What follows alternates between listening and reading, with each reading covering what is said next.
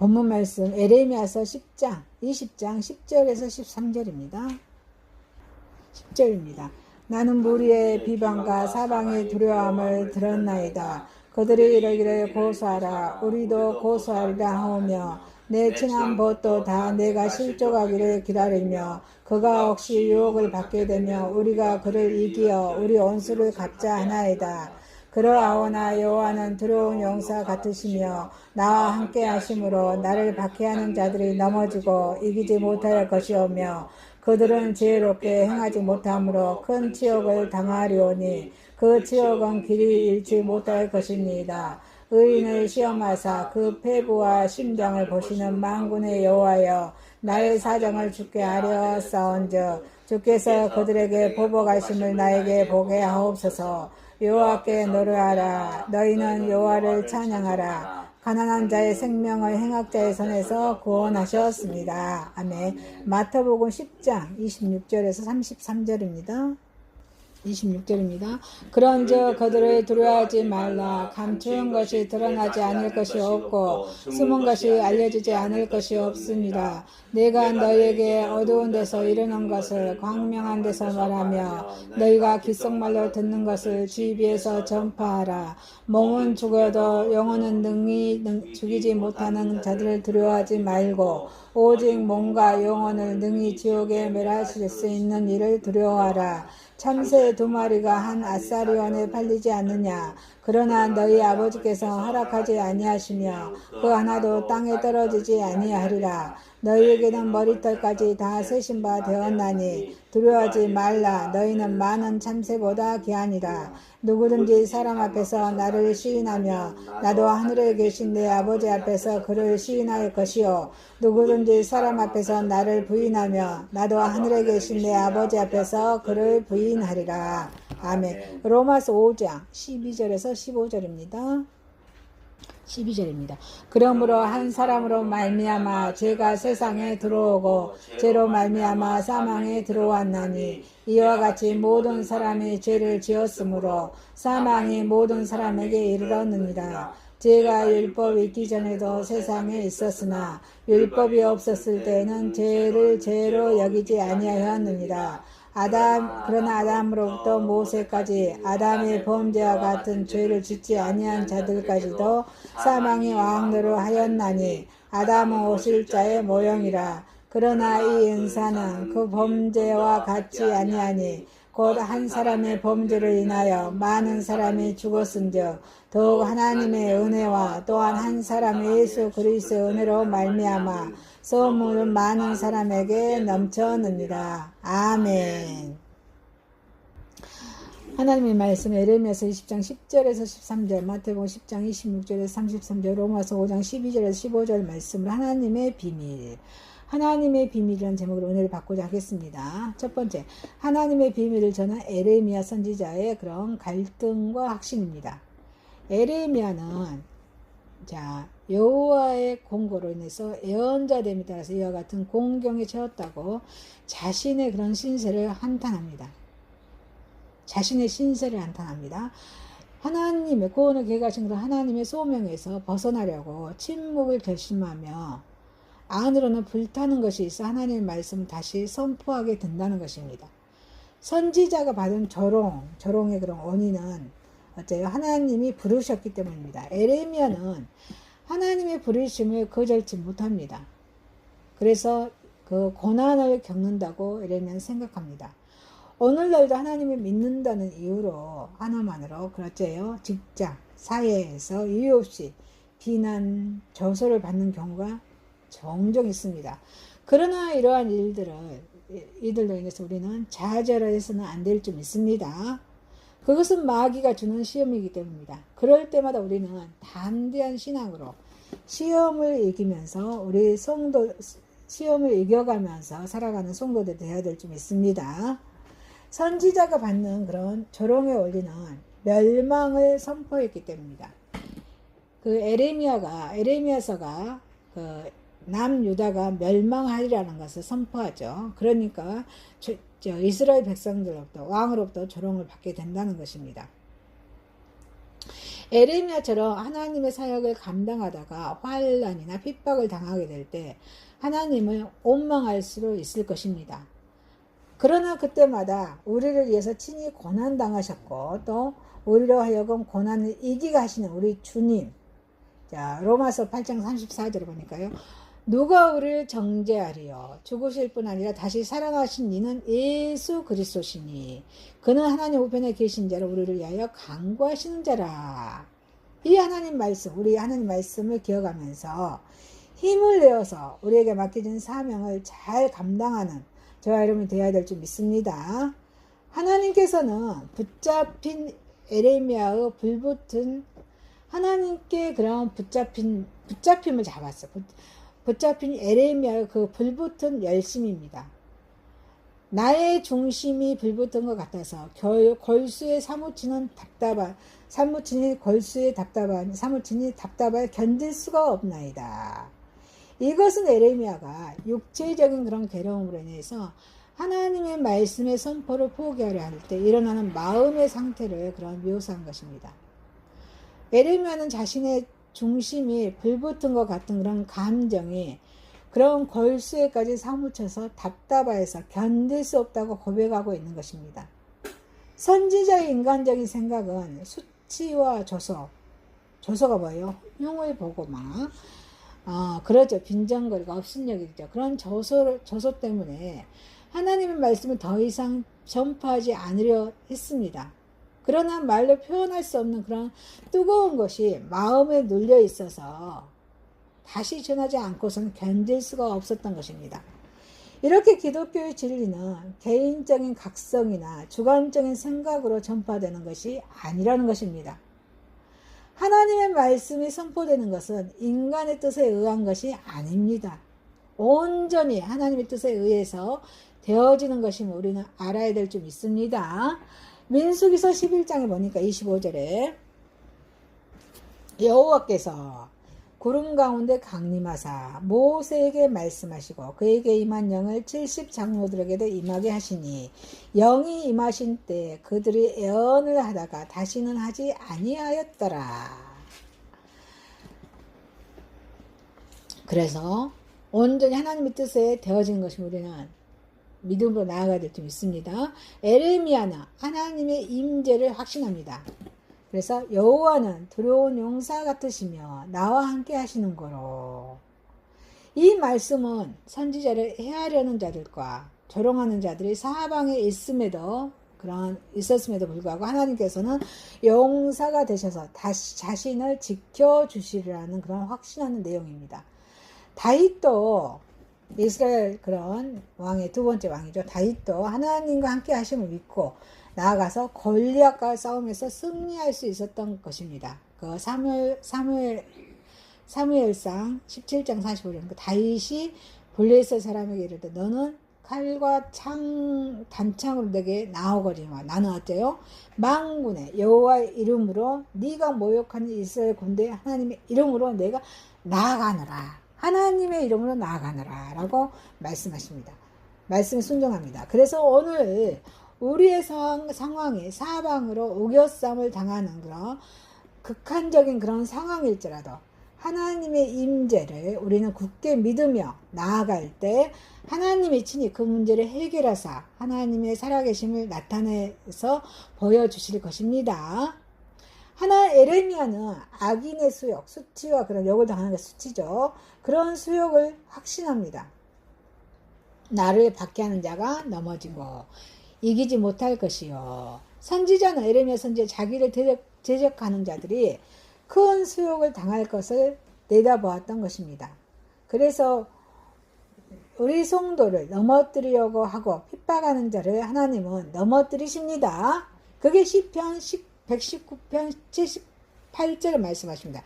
교만한 자들이 거짓으로 나를 넘뜨렸으니 그들이 수치를 당하게 하소서. 나는 주의 법도들을 작은 소리로 읊조리니이다. 하나님이 의인을 평탄케 인도하심을 알았으니 하나님 보시기에 의롭고 선하게 사는 성도가 되어야 될 것을 선하게 사는 저 여러분 되어야 될 것입니다. 에레미야는 하나님께서 시험을 이기게 하심을 또한 확신합니다. 참 대단한 믿음입니다. 시험을 이기게 하심을 확신합니다. 악이 의인을 시험하사 그 폐부와 심장을 보시는 만군의 여호와여. 이 예레미야 선지자는 하나님께서 모든 인생을 감찰하시며 의인을 시험하신다고 고백하고 있습니다. 이 심령을 감찰하시는 하나님은 모든 사정을 다 알고 계시기 때문에 의인을 시험의 수렁에서 건져주시는 것입니다. 우리가 살아가는 동안에 크고 작은 여러 가지 시험을 당하게 됩니다. 그러나 놀라거나 두려워하지 마십시오. 우리 주 예수님께서 친히 시험을 받아서 고난을 당해 보셨기 때문에 시험 당하는 성도들이 그 시험을 능히 감당할 수 있도록 힘을 공부해 주실 것입니다.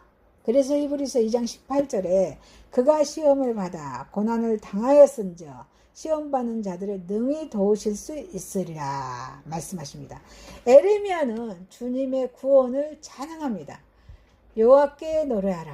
너희는 여호와를 찬양하라. 이 에레미야 선지자는 하나님께서 가난한 자의 생명, 핍박받는 그런 자신의 생명을 행악자의 손에서 구원하셨다고 외치면서 하나님을 찬양하고 있습니다. 이 에레미야 선지자 자신의 기도에 대한 응답이 나타나지 않았지만 이미 응답된 것으로 믿고 있었던 것입니다. 우리는 하나님께 한번 한 기도는 이미 응답된 것으로 확신하는 그런 믿음을 가져야 될 줄 믿습니다. 그래서 마가복음 11장 24절에 그러므로 내가 너에게 말하노니 무엇이든지 기도하고 구하고 받는 줄로 믿으라. 그리하면 너에게 그대로 되리라 말씀하십니다. 우리는 선지자의 기도를 통하여서 순종과 찬양으로 참된 성도의 모습을 발견할 수 있다는 것입니다. 찬양은 우리 개인의 형편과 처지를 떠나서 모든 민족이 하나님 앞에서 행해야 할 신성한 의무인 것이라고 시편 67편 3편에 말씀하십니다. 하나님이여 민족들이 주를 찬송하게 하시며 모든 민족들이 주를 찬송하게 하옵소서. 저와 여러분의 입술이 하나님의 비밀을 찬양하는 복스러운 입술들이 될 수 있기를 주님의 이름으로 축원합니다. 두 번째입니다. 하나님의 비밀은 전해야 합니다. 하나님의 비밀은 전해야 됩니다. 비밀이란 누설해서는 안 되는 것을 말합니다. 그런데 구원을 완성하신 우리 예수님께서는 하나님의 비밀을 전하라고 말씀하십니다. 여기서 말하는 하나님의 비밀이란 복음입니다. 사도 바울은 이 복음의 비밀에 대해서 육에 속한 사람은 하나님의 성령의 일을 믿지 아니하나니 저희에게는 미련하게 보이며 깨닫지도 못하나니 이런 일은 영적으로 분별함이라 라고 고린도전서 2장 14절에 말씀하고 있습니다. 그러므로 복음을 전하지만 육에 속한 자는 철저하게 이것이 비밀로 남을 수밖에 없음을 알 수 있습니다. 그런데 이러한 복음은 어디에서 전해야 할까요? 이 본문에서도 그 장소를 강명한 곳, 집 2라고 말하고 있습니다. 복음은 거리낌 없이 전해야 한다는 것입니다. 사도 바울은 복음에 대해서 말하기를 로마서 1장 16절에 내가 복음을 부끄러워하지 아니하노니 이 복음은 모든 믿는 자에게 구원을 주시는 하나님의 능력이 됨이라 라고 말씀하십니다. 우리는 바울의 이 말씀에서 복음에 대해서 교훈을 발견할 수가 있습니다. 복음을 부끄러워하지 말아야 한다는 것입니다. 복음은 사람들을 하여금 죄인임을 깨닫게 합니다. 그 때문에 복음은 그냥 받아들일 수 없고 오직 회개한 후에 가능하다는 것입니다. 그래서 마가복음 1장 15절에서도 예수님께서 제일 먼저 복음을 선포하실 때 어때요? 회개하라! 복음을 믿으라! 라고 말씀하신 것입니다. 이러한 복음은 그 특성상 죄에 대해서 책망을 함께 하기 때문에 죄인들은 복음의 책망과 그로 인해서 당하는 부끄러움을 감추기 위해서 복음을 외면하는 것입니다. 그러나 사도 바울은 복음을 부끄러워하지 않는다라고 말하고 있습니다. 바울은 예수님을 알기 전에는 그가 의인인 줄 알았습니다. 그리고 복음을 깨달은 후에는 그가 말하기를 그는 미쁘다. 모든 사람을 받을 만한 이 말이여. 디모데전서 1장 15절에 그리스도 예수께서 죄인을 구원하시려고 세상에 임하셨다 하였도다. 죄인 중에 내가 괴수니. 바울이 이렇게 고백합니다. 죄인 중에 내가 괴수다고. 고백합니다. 자기가 죄인임을 부끄러워하지 아니하고 거리낌 없이 고백하였던 것입니다. 비록 복음이 우리의 치부를 낱낱이 드러낸다 할지라도 복음을 두려워하거나 부끄러워해서는 된다 안 된다? 안 된다는 것입니다. 부끄러움은 영원한 형벌을 가져오기 때문입니다. 부끄러움이 없는 복음은 힘있게 전파되어야 될 줄 믿습니다. 복음은 단지 부끄러워하지 않는 것으로 만족하지 않습니다. 부끄러워하지 않는 복음이 전파되어야 된다는 것입니다. 이 복음은 구원의 도를 제시하는 생명의 길입니다. 그래서 우리는 확신을 갖고 힘써 전파되어야 될 줄 믿습니다. 복음은 확신을 가지고 전해야 한다는 것입니다. 감추인 것이 드러나지 않을 것이 없고 숨은 것이 알려지지 않은 것이 없느니라. 그리스도를 대적하는 원수들을 감추어진 제약이 드러나게 될 것이라는 그런 확신입니다. 여기에서 감추어진 것은 헬라어로 맞죠? 케칼림메론 이 단어입니다. 지금까지 감추어졌고 지금도 감추어진 그런 의미입니다. 그래서 감추어지고 숨겨져 있는 제약이 복음이 선포되는 것에서는 숨겨질 수 없다는 예수님의 그런 말씀인 것입니다. 복음을 전하는 자는 이런 확신을 가지고 전하게 될 때 악한 사탄의 권세는 두려워 떨게 될 것입니다. 여러분, 사도 바울은 어때요? 사울이었을 때 사람 죽였어요? 안 죽였어요? 스데반 집사 죽였잖아요. 돌로 차서 죽였잖아요. 살인자잖아요. 그런데 어때요? 구원받았죠. 그렇습니다. 그래서 이 복음을 전하는 자는 이런 확신을 가지고 전할 때 악한 사탄의 권세는 두려워서 떨게 된다는 것입니다. 복음이 떨게 되는, 복음을 전할 때 그 심령에서 막 떨고 불안하고 초조하고 반응을 하잖아요. 그게 그 안에 누가 한다? 악한 사탄이 역사한다 이 말이죠. 복음의 비밀이 드러나게 될 것이라는 확신입니다. 복음은 이와 같이 의미에서 양면성이 있습니다. 욕심에 속한 자와 죄에 대한 심령이 애통함이 없는 자, 그리고 영혼이 갈급함이 없는 자에게는 복음의 비밀은 감추어집니다. 그래서 그들의 죄악만이 밝혀지게 되고 심판을 면할 수 없을 것입니다. 그러나 진정으로 영혼의 갈급함이 있는 자들은 어떻게 있습니까? 복음이 드러나게 된다는 것입니다. 그래서 예수님께서도 마태복음 5장 3절에 심령이 가난한 자들은 복이 있나니 천국이 저일 것이요 라고 말씀하십니다. 이들에게는 그들의 죄는 사해지고 복음을 소유하게 되는데 이것이 바로 복음의 비밀입니다. 시편 기자는 시편 32편 1절에 허물의 사함을 얻고 그 죄의 가리움을 받는 자는 복이 있도다 말씀하십니다. 여러분, 이 얼마나 복된 말씀입니까?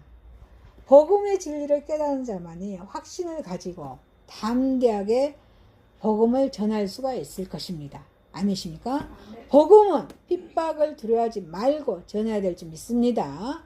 많은 사람들이 이 복된 말씀을 듣고 회개하여서 주님께 돌아올 것이지만 또 한편에서는 핍박하며 죽이려 달려드는 그 악한 무리도 있을 것입니다.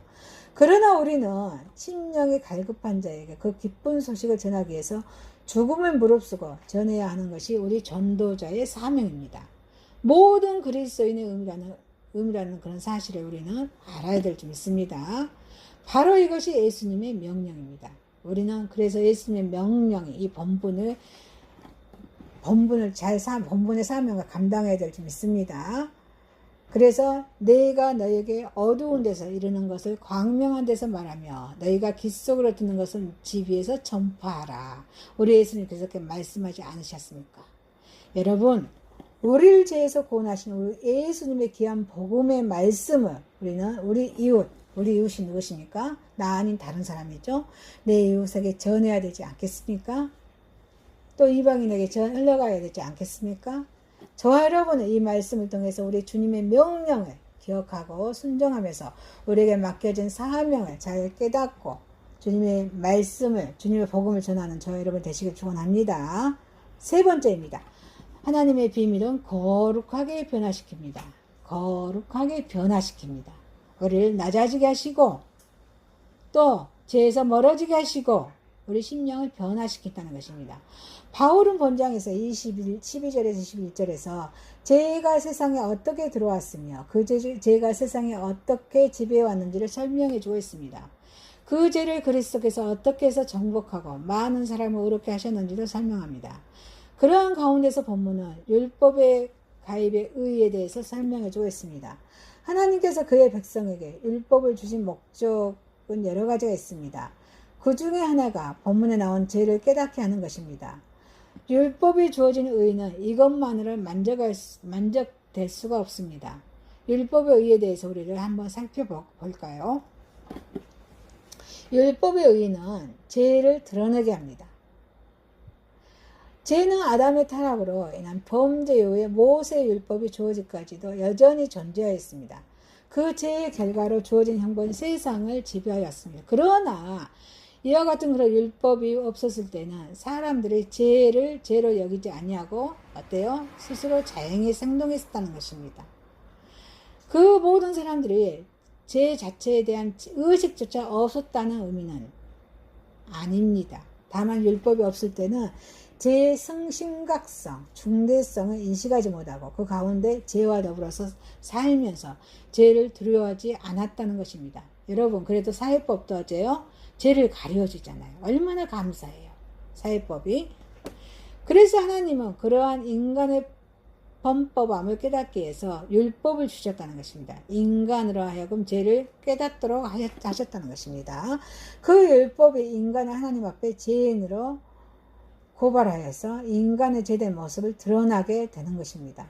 그래서 율법은 하나님의 의를 공고히 세우고 증거하여서 인간의 어떠한 노력과 행위로서도 하나님의 의를 만족시킬 수 없음을 보여줍니다. 율법은 그리스도에게 있어서 몽학성생의 그런 역할을 담당합니다. 그러나 율법의 의를 인간의 죄를 드러내는 것만을 한정해서 말할 수가 없다는 것입니다. 율법은 죄를 깨달아서 죄인임을 스스로 인식한 인간을 그리스도께 인도하는 그런 몽학성생의 역할을 담당한다고 갈라디아서 3장 24절에 말씀하십니다. 이같이 율법이 우리를 그리스도께 인도하는 초등교사가 되어 우리로 하여금 믿음으로 말미암아 의롭게 함을 얻게 하려 함이라. 그래서 이 율법의 의미가 또 있습니다. 옛 그리스도의 귀족들은 6세에서 16세까지 어린 자녀들의 생활을 보호하고 감독하기 위해서 그의 집에 거하는 신뢰할 수 있는 노예를 통해서 그 직무를 수행하도록 했습니다. 그래서 이 직무를 맡은 자는 몽학성생이라고 불렸습니다. 이 직분을 맡은 자는 아이가 성년이 될 때까지 가정교사, 후견으로서 시중을 들었습니다. 몽학성생은 자연히 아이들에게 싫은 소리를 하지 않으면 안 되었습니다. 그러나 몽학성생의 훈육 기간은 잠시였습니다. 이 기간이 안전히 끝나고 나면 그는 노예 신분으로 다시 돌아가야 했습니다. 아이가 성년이 되면 그 아이는 몽학성생의 감독에서 벗어나서 아버지의 한 아들로서 특권을 누리면서 마음껏 자유를 누리면서 가정생활을 하였습니다. 바울은 율법을 바로 그리스의 이 몽학성생 제도를 그 논중에 도입해서 설명하는 것입니다. 이와 같이 볼 때 율법은 하나님의 의에 대해서 무력한 인간의 후견으로서 생활을 감독하고 또 보호하여서 죄악을 행하고자 하는 인간의 마음을 억제시킵니다. 때문에 율법은 인간에게 귀찮고 까다로운 그런 존재일 수밖에 없습니다. 그러나 후견으로서 율법의 임무는 그리스도께서 오심으로써 멈춰집니다. 그리스도를 믿음으로 성령이 된 성도는 더 이상 후견이 지도와 그런 감독을 받을 수가 있다 없다? 받을 필요가 없다는 것입니다. 그리스도 안에서 성도는 참 자유를 얻는 것입니다. 그러나 그리스도가 다시 오실 때까지 이 율법의 역할과 기능은 대단히 중요한 것이 아닐 수가 없습니다. 어쨌든 율법은 사람들을 그리스도께로 인도한 그런 셈이고 또 죄인의 구원에 대한 그런 큰 역할을 한 셈입니다. 그래서 율법은 구원받는 자의 삶의 그런 지표가 된다는 것입니다. 율법에서 찾아볼 수 있는 또 다른 것을 보면은 하나님께 의롭다 하심을 얻은 성도의 삶의 그런 지표가 되는 것입니다. 로마서 3장 27절에 그런즉 자랑할 때가 어디냐 있을 수가 없느니라. 무슨 법으로냐 행위로냐 아니라 오직 믿음의 법이로다.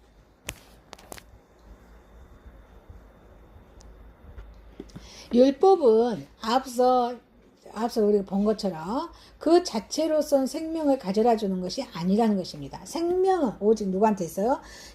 우리 죄인을 위해서 대신 죽으신 우리 그리스도를 믿는 믿음으로 그 안에서 생명이 주어진다는 것입니다.